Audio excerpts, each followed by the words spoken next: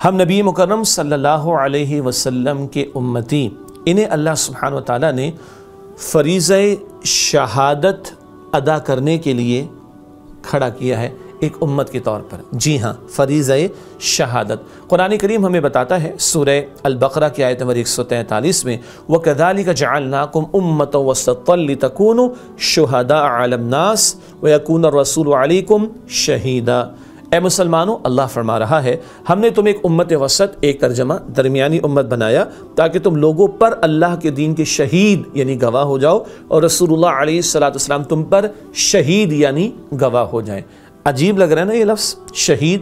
جی، ہمارے ہاں معروف مفہوم میں شہید اس کو کہا جاتا ہے جو راہ خدا میں جان کا نذرانہ پیش کر دے۔ بالکل صحیح بات ہے، البتہ شہادت کا تصور بڑا وسیع تر تصور ہے، اور اس آیت میں شہید گواہی دینے والا رسول اللہ علیہ السلام کو کہا گیا، شہداء اس امت کو کہا گیا کہ ہم نے شہادت یعنی گواہی دینے والے فریضے کو انجام دینا ہے۔ اللہ اکبر! تو یہ ہے شہادت کا وسیع تر تصور کہ فریضہ شہادت ہم پر عائد کر دیا گیا۔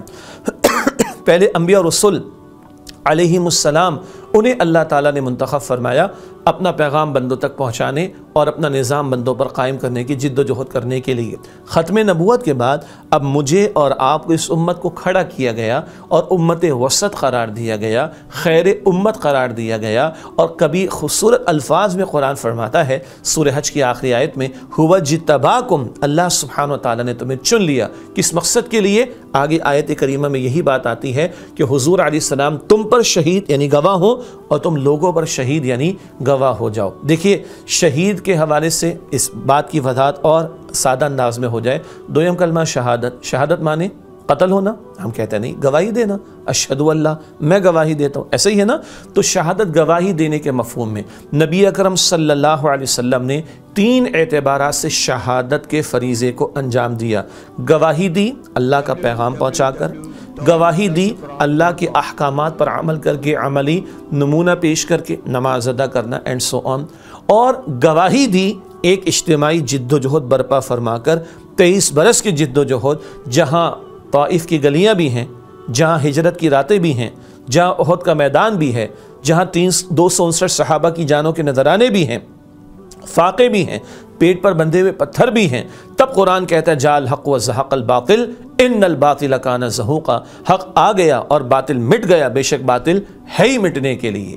یہ 3 اعتبارات سے اللہ کے کلام کو پیش کر کے، عملی نمونہ پیش کر کے، اور ایک اجتماعی نظام قائم کر کے دنیا کے سامنے حضور نے پیش کیا۔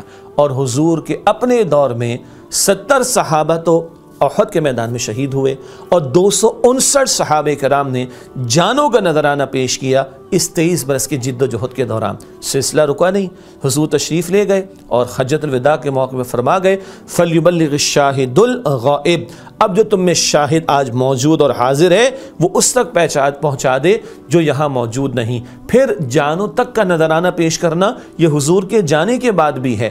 3 خلفاء، 4 خلفاء راشدین جو معروف ہیں، سیدنا ابو بکر صدیق، سیدنا عمر فاروق، سیدنا عثمان غنی، سیدنا علی مرتضیٰ رضی اللہ تعالی عنہ اجمعین، ان 4 میں سے 3 شہید ہوئے۔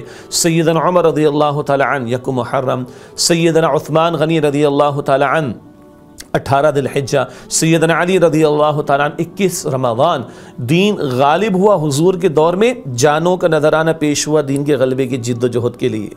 دین کے غلبے کو برقرار رکھنا، فتنوں کی سرکوبی کرنا، یہ خلافت راشدہ میں جانوں کے نذرانے ہیں۔ 3 خلفاء راشدین شہید ہوئے، اللہ اکبر۔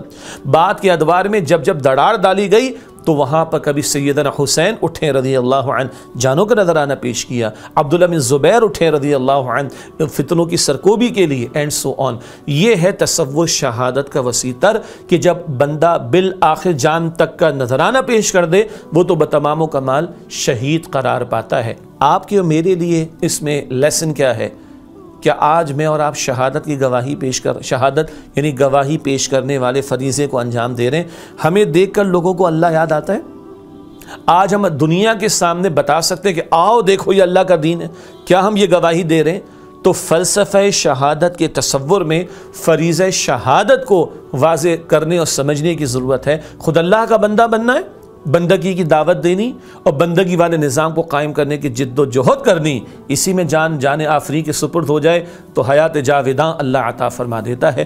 یہ تصور شہادت اور فریضہ شہادت واضح کرنے کی شدید ضرورت ہے کہ آج ہم نے شہادت کے فریضے کو انجام دینا ہے، نبی کریم صلی اللہ علیہ وسلم کی نمائندگی کرتے ہوئے۔ اللہ تعالیٰ مجھے اور آپ کو سب کو اس کی توفیق عطا فرمائے۔